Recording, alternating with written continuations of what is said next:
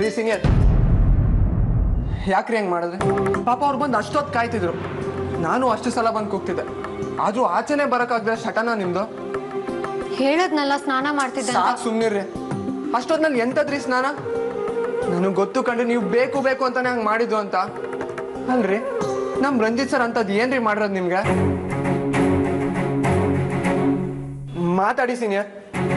ಕೋಟಿಗಟ್ಲೆ ಜನ ಮನುಷ್ಯನ ಅವತಾರ ಪುರುಷ ಅಂತೆಲ್ಲ ಹೊಗಳ್ತಾರೆ, ಅಂತ ಮನುಷ್ಯ ತಾವೇ ನಮ್ಮ ಮನೆಗೆ ಬಂದು ನಿಮ್ಮ ಕೈಯಲ್ಲಿ ಕಾಫಿ ಕುಡಿಬೇಕು ಅಂದ್ರು. ನಾನು ಅಷ್ಟು ಸಲ ಬಂದು ಕೇಳ್ಕೊಂಡೆ, ಕಡೆಗೂ ನಿಮ್ಮ ಹಠನೆ ಸಾಧಿಸ್ಬಿಟ್ರಲ್ಲ. ಅಂತದ್ ಏನ್ರಿ ಮಾಡಿದ್ರು ಅವ್ರು ನಿಮ್ಗೆ? ನೀನ್ ಹಳ್ಸೋಗಿರೋ ರಾಜಕೀಯದ ಬಗ್ಗೆ ಮಾತಾಡಕ್ಕೆ ನನ್ ಪುರ್ಸೋತಿಲ್ಲ, ಇಲ್ಲಿಂದ ಹೋಗೋ. ತುಂಬಾ ಬದಲಾಗ್ತಿದ್ದೀರಾ ಸೀನಿಯರ್ ನೀವು. ಬಂದ್ರಿ ಆಚೆ. ನೀನ್ ಒಳಗ್ ಬಂದ್ರೆ ನನ್ ಮೇಲೆ ಆಣೆ. ನನ್ನಷ್ಟಕ್ಕೆ ನಾನೇ ಏನೋ ಮಾಡ್ಕೊಂತೀನಿ, ಅದನ್ನ ಹಾಳು ಮಾಡಕ್ ನಿನ್ಗೆ ರೈಟ್ಸ್ ಇಲ್ಲ. ಸೀನಿಯರ್, ನನ್ನ ರೈಟ್ಸ್ ಬಗ್ಗೆ ಮಾತಾಡ್ತಾ ಇದ್ದೀರಾ? ಒಂದೇ ಮಾತು 2 ಸಲ ಹೇಳಕ್ ನನ್ಗೆ ಇಷ್ಟ ಇಲ್ಲ. ಅದನ್ನ ತಿಳ್ಕೊಂಡು ನೀನ್ ದೂರ ಹೋದ್ರೆ ನಿನ್ಗೆ ಒಳ್ಳೇದು.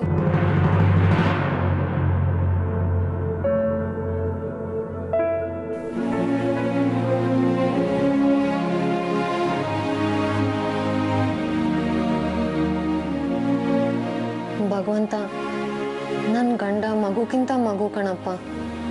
ಅವನ ಮನಸ್ಸನ್ನ ಜಾಸ್ತಿ ನೋವಿಸ್ತಾ ಇದ್ದೀನಿ. ನನ್ನನ್ನು ಕ್ಷಮಿಸು ದೇವ್ರೆ.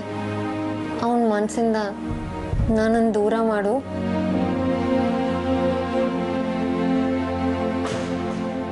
ಹೇ ಡೂಡ್, ಬಾರೋ ಚೆಸ್ ಆಡೋಣ. ನನಗೆ ಮೂಡಿಲ್ಲ. ಸರಿ ಬಾಳೋಣ.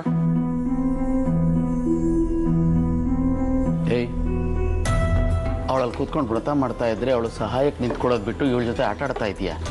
ಎದ್ ನಡಿಯೋ. ನಾನು ಅವ್ರ ಪಕ್ಕ ಕೂತ್ಕೊಂಡು ಗಂಟೆ ಎಲ್ಲ ಆಡಿಸ್ಬೇಕಾ ಡ್ಯಾಡ್? ಇಷ್ಟು ಕೇವಲವಾಗಿ ಮಾತಾಡ್ತಾರೆ. ಮಾಡ್ಕೊಳ್ಳಿ ಬಿಡು, ನೀನು ಆಡಮ್ಮ.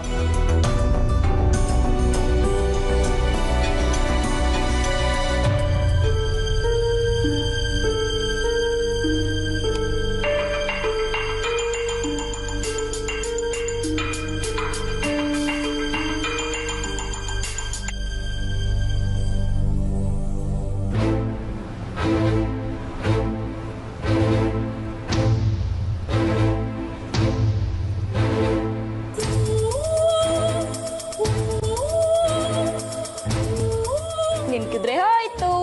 ಈಗ ಆಡು ನೋಡೋಣ. ಓಯ್, ಯಾಕೋ ಹಿಂಗ ಆಗಲ್ಕಾಯಿ ತಿಂದೋ ನಂಗಿದ್ಯಾ? ದೀದಿ, ನೀವ್ ವ್ರತ ಮಾಡ್ತಾರದಕ್ಕೆ ಈ ಬದ್ಮಾಶಿ ಈಗ ಆಡ್ತಾ ಇರೋದು.